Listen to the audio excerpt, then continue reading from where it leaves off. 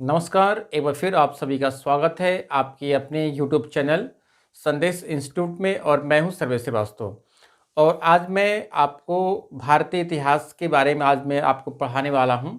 और UP police constable में इससे रिलेटेड जितने भी क्वेश्चंस आपके बनेंगे, ये सब सारे क्वेश्चंस के बारे में जो है डिस्कस किया जाएगा। और सारा चीज़ें जो है स्टेप बाय स्टेप मैं आपको यहाँ पर पढ़ाने वाला हूँ। और जहाँ से भी क्वेश्चन बनेगा इससे रिलेटेड तो सब सारी क्वेश्चन पर जो डिस्कस किया जाएगा। सो चलिए आज की क्लास को स्टार्ट करते हैं। और यहाँ पर देखेंगे सबसे पहले भारत का इतिहास जो है, इसमें अध्ययन के आधार पर जो है 3 भागों में इसको जो है डिवाइड किया गया है। मीन्स भारत की इतिहास को जो है अध्ययन के आधार पर 3 भागों में डिवाइड किया गया है।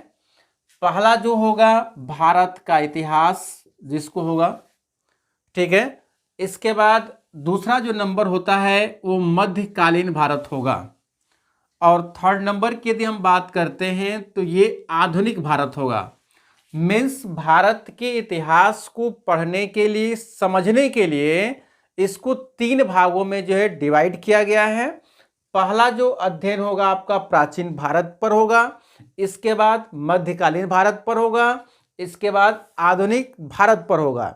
और सारा चीज़ें जो है इसमें स्टेप बाय स्टेप जो है हम लोग पढ़ेंगे। पहले हम प्राचीन के बारे में पढ़ाएंगे, इसके बाद मध्य के बारे में पढ़ाएंगे, इसके बाद आधुनिक भारत के बारे में पढ़ाएंगे।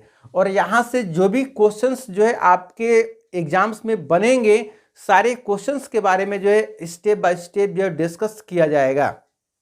जिसमें इसमें प्राचीन भारत जो होगा, प्राचीन भारत में आप देखेंगे कि प्राचीन भारतीय इतिहास के विषय में जानकारी मुख्यतः 4 स्रोतों से प्राप्त होती है।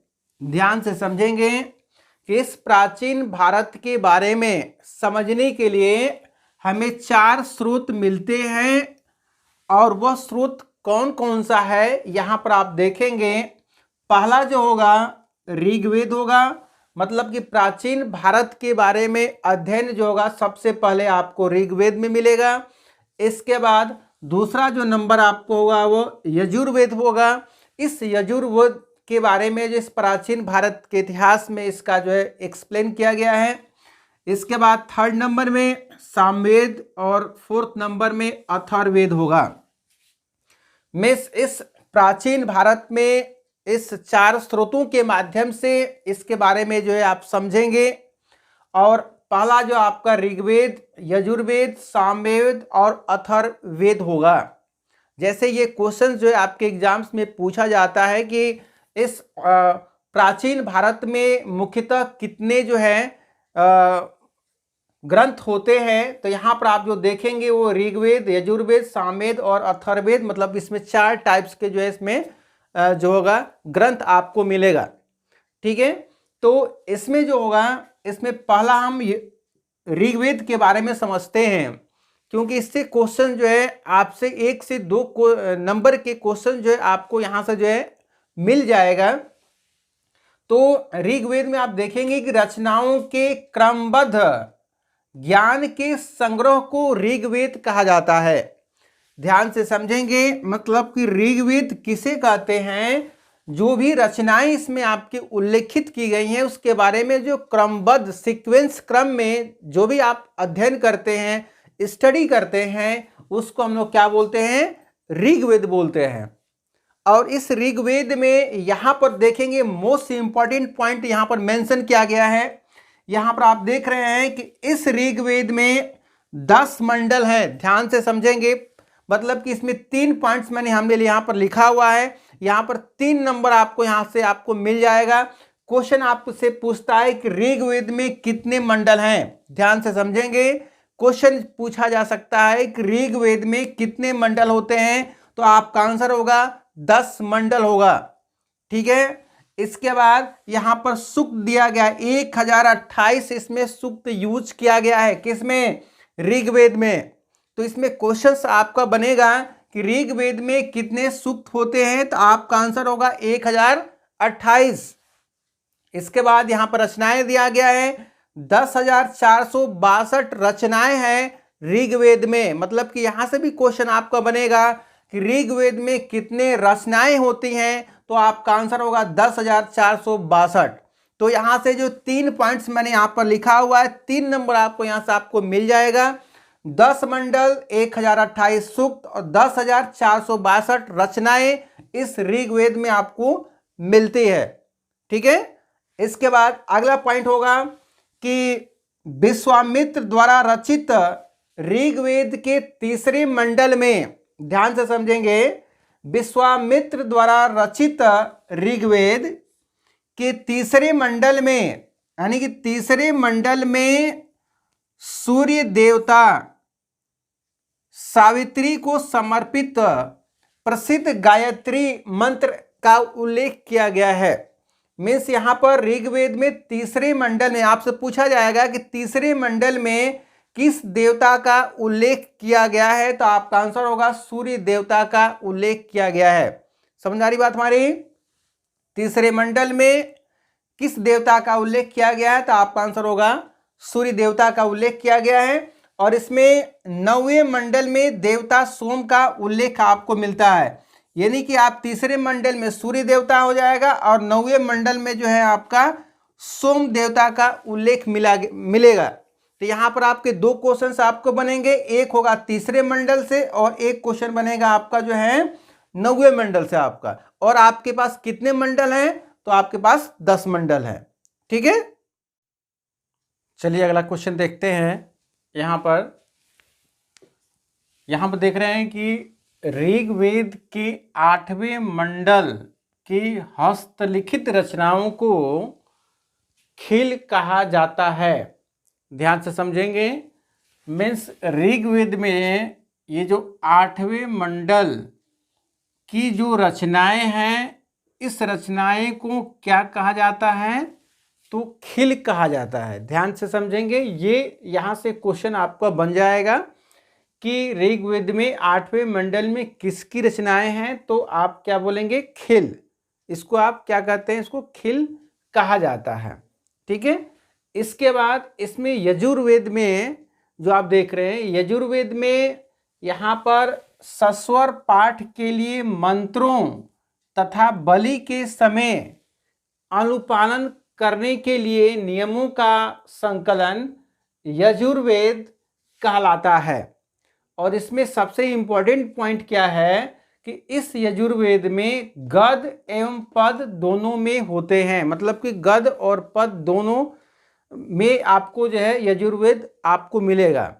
ठीक है, यहां से क्वेश्चन ये बन जाएगा कि किस वेद में गद और पद दोनों में लिखा है। ठीक है, किस वेद में गद और पद दोनों में लिखा है, तो आपका आंसर क्या हो जाएगा, यजुर्वेद हो जाएगा। ठीक है, इसके बाद अगला वेद आता है सामवेद। ठीक है, सामवेद, इस सामवेद में आप देखेंगे कि यह गाई जा सकने वाली रचनाओं का संकलन है।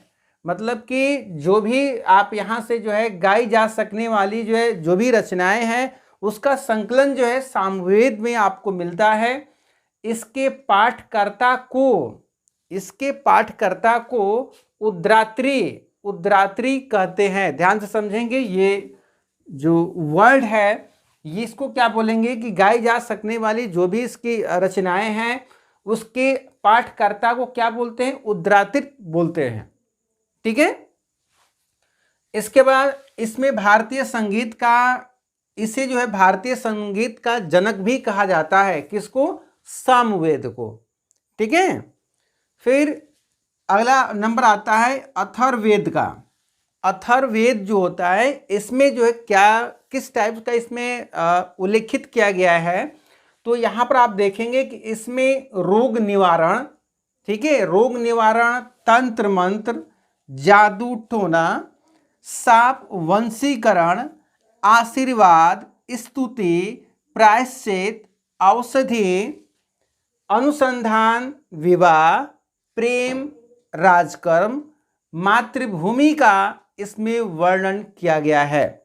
ठीक है, यानी कि इसमें जो है आपसे क्वेश्चन ये बन जाएगा कि रोग निवारण करने के लिए किस वेद में उल्लेखित किया गया है? तो आप बोलेंगे कि अथर्ववेद में दिया गया है।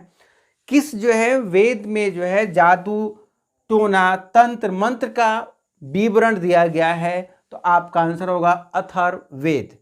ठीक है, तो इस तरह के क्वेश्चन जो है यहां से आपको बनेंगे। जब आप डिटेल रूप से जब पढ़े रहेंगे तो आप आसानी से उसका आंसर आप दे देंगे। ठीक है, जब आप शार्ट में पढ़े रहेंगे तो उसको आंसर देने में थोड़ा सा प्रॉब्लम आपको होगी। तो जब आप स्टेप बाय स्टेप जब आप पढ़े रहेंगे, जहां से क्वेश्चंस बनने की जो संभावना है वो चीजें सारी चीजें पढ़ लेंगे तो आपके लिए आसानी हो जाएगा। ठीक है, इसके बाद 1 नंबर का क्वेश्चन और यहां पर आपका दिया है, लिखा है कि सबसे प्राचीन वेद कौन सा है? ऋग्वेद है। ध्यान से देखेंगे, ऋग्वेद है। और सबसे बाद का यानी सबसे लास्ट वेद कौन सा था? अथर्ववेद था। तो इसमें क्वेश्चन कैसे पूछेगा कि आपसे पूछेगा कि सबसे प्राचीन वेद क्या है, सबसे प्राचीन वेद का नाम क्या है? तो आपका आंसर हो जाएगा ऋग्वेद। ठीक है, अगर ये पूछे आपसे कि सबसे जो है लास्ट जो है वेद कौन सा है, तो आपका आंसर हो जाएगा अथर्ववेद। लेकिन यहां से जो है इस तरह के क्वेश्चन जो है बहुत कम बनते हैं। यहां से क्वेश्चन आपका बन जाएगा कि सबसे प्राचीन वेद कौन सा है, तो आपका आंसर हो जाएगा ऋग्वेद। ठीक है, और यहां पर आप देख रहे हैं कि ये जो इंपॉर्टेंट पॉइंट है आपका, जो यहाँ पर नोट्स मैंने लिखा हुआ है, यहाँ पर है कि विष्णु पुराण किससे संबंधित है? क्वेश्चन पूछा जाता है कि विष्णु पुराण किससे संबंधित है? तो मौर्य वंश से संबंधित है। ठीक है, अगला है कि मत्स्य पुराण किससे संबंधित है? तो आपका आंसर होगा आंध्र सातवाहन से। आंध्र सातवाहन से संबंधित है। कौन संबंधित है? मत्स्य पुराण। अगला होगा वायु पुराण। वायु पुराण किससे संबंधित है?